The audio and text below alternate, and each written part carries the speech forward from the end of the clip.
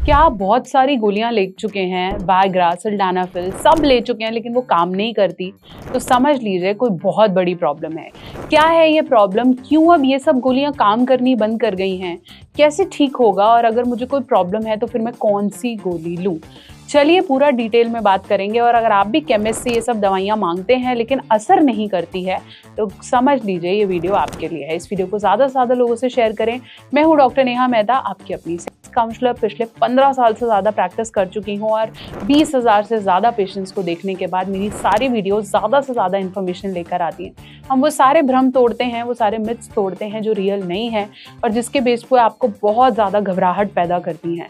तो हर चीज़ का real solution with doctor Neha Mehta. चलिए वीडियो को शुरू करें, लेकिन सब्सक्राइब करना नहीं भूलें।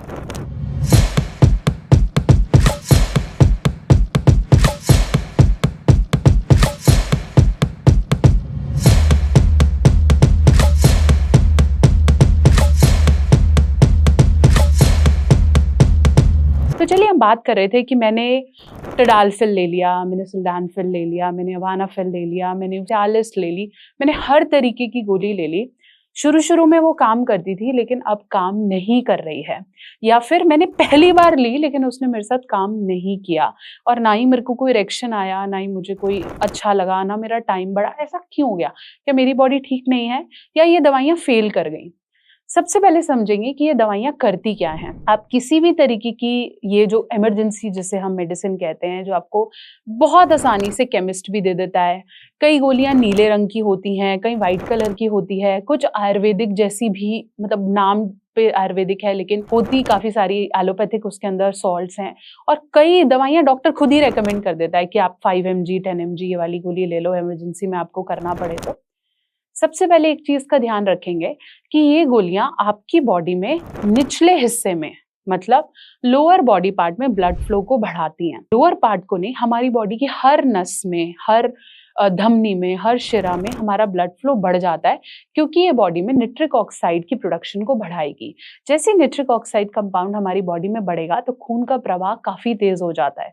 तेज प्रवाह होने से हमारी स्किन दमकने लगती है, हमारा हर बॉडी पार्ट बहुत ज्यादा एक्टिव हो जाता है, हम बहुत ज़्यादा कंसंट्रेट करने लग जाते हैं और हमारी जो परफॉर्मेंस है या हमारा जो इरेक्शन है वो काफ़ी स्ट्रांग आता है। मैंने ऐसी भी वीडियोस देखी हैं जहाँ लोग नॉर्मल व्याग्रा लेके अपनी पढ़ाई पे फोकस करते हैं। ये टैबलेट्स हमारी बॉडी का फोकस भी बढ़ाती है, प्लस हमारे माइंड को और हमारे सेक्सुअल हार्मोन्स को एक्टिवेट करती है।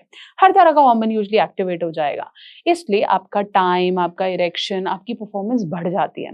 कई लोगों का ये इरेक्शन 4 से 5 घंटे चलता है, कई लोगों का 24 घंटे तक उन्हें इरेक्शन आता रहता है, बट कई लोगों के लिए बिल्कुल ज़ीरो होती हैं, बिल्कुल फेलियर होती हैं और साइड इफ़ेक्ट्स भी बहुत देती हैं, जैसे सर दर्द, उल्टी रहना, अनकंफर्टेबल फील करना, या फिर बहुत बार कई लोगों की बॉडी में पेन होने लग जाता है या लोअर एरिया में पेन होने लग जाता है।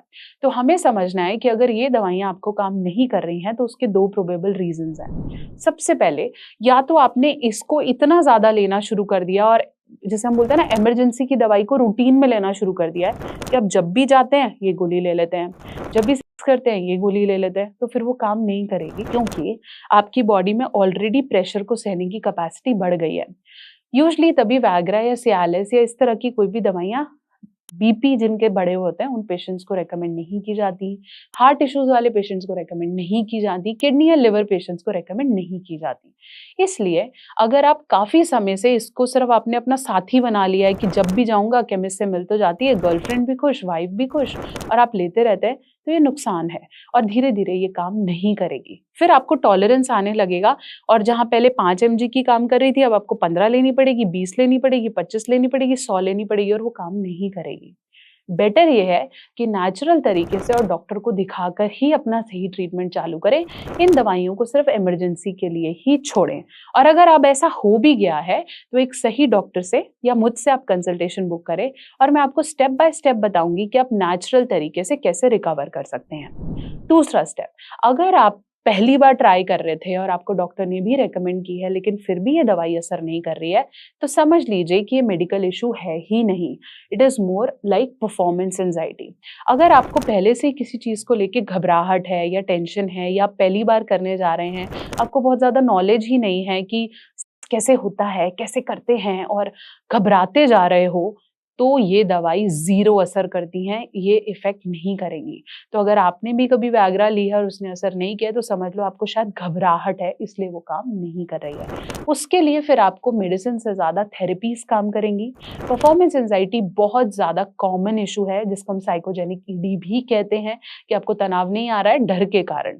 तो ऐसे में आप कितनी भी दवाई ले लो, काम नहीं करेगा, वो ज़ीरो इफ़ेक्ट देगा और आपकी घबराहट धीरे-धीरे बढ़ती जाएगी और आप नॉर्मल मास्टरबेट भी करेंगे तो इरेक्शन नहीं आएगा।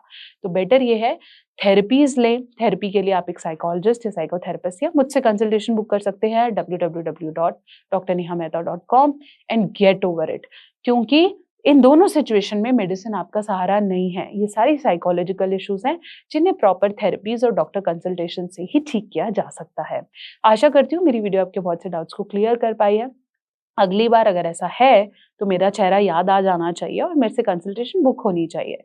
बने रहें, जुड़े रहें। इंस्टाग्राम या फेसबुक पे मुझे फॉलो करें, डॉक्टर नेहा ऑफिशियल मेरा हैंडल है। साथ-साथ के लिए सब्सक्राइब करना ना भूलें, बेल आइकन ज़रूर प्रेस करें ताकि नेक्स्ट वीडियो आपको मिलती रहे।